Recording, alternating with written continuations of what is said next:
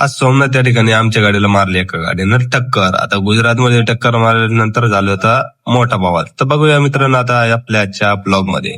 आपण आलेलो होतो सोमनाथला आल्यानंतर चालू होती खिचडी बनवायची तयारी. आता खिचडी बनवायसाठी घेतलं होतं आपण छोटं पातेलं, पण आजचा स्वयंपाक मोठा होता म्हणून मग काय म्हटलं मित्राला म्हटलं चला पटापट मस्त पैकी गोबी वगैरे सगळं रेडी करा म्हटलं सामान.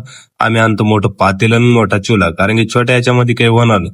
आजचा स्वयंपाक आपला कमीत कमी 20 ते 22 जणांचा स्वयंपाक. मग म्हटलं काय आजचा आचार्य मोठा पाण्यात संधी भेटली म्हटलं आपल्याला, तर मस्तपैकी मोठं पटापट मस्त टेस्ट खिचडी तयार करू म्हटलं मित्रांनो. मग काय सोयाबीन वगैरे मस्त मिरची वगैरे अद्रक लसूण पेस्ट वगैरे टाकली आणि केली होती आपली खिचडी बनवायसाठी सुरुवात. आता सुरुवात करत असताना बघा मित्रांनो असे सगळे फोडणीला फ्राय केलं का मस्तपैकी फोडणी बसल्यानंतर कसा विषय गंभीर होतो. बघा मस्तपैकी फोडणी दिली, आपली व्हिडिओ शूट करणं चालू होता. सगळे म्हणे पुढच्या वर्षी यालाच आचार्य घेऊन जा. चालतं म्हटलं बाबा, 2,500 रोजंदार देऊन टाका म्हटलं, जास्त काही नको. बघा मित्रांनो मस्त भात वगैरे टाकलं, पाणी वगैरे टाकून मस्तपैकी छान पकत हे करून घेतली खिचडी. बघा आमची खिचडी बनवून चालू होती, सगळे मंडळी आमच्याकडे बघत होते. हीच ती गाडी मित्रांनो जिने आपल्या गाडीला टक्कर दिली होती. बघा मित्रांनो त्याचा टक्कर दिल्यानंतर कंडक्टर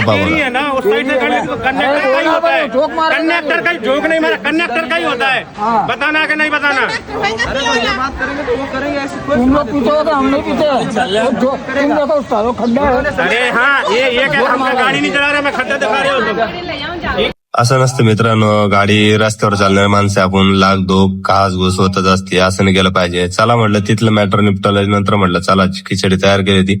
आपलं मस्त खिचडीवर ताव द्या, मस्त पैकी सगळे बसले होते खिचडी खायला. खिचडी खाल्ल्याच्या नंतर आम्ही म्हटलं चला टरबूज बिरबूज आणलेलं होतं, टरबूज खाऊन घ्या म्हटलं, चला गाडीमध्ये जाऊन झोपून राहू. गाडीमध्ये आलो मस्त पैकी सगळे पडले ते उताने. मग काय गाडीत गरमा लागल्यावर चला म्हटलं काय झाडाखाली मस्त लिंबात झाड खाली आतरून टाकलं आणि मस्त झोपा म्हटलं. तर मित्रांनो आजचा व्हिडिओ आवडला असेल तुम्हाला, नक्की लाईक शेअर कमेंट करा मित्रांनो. जय हिंद जय महाराष्ट्र.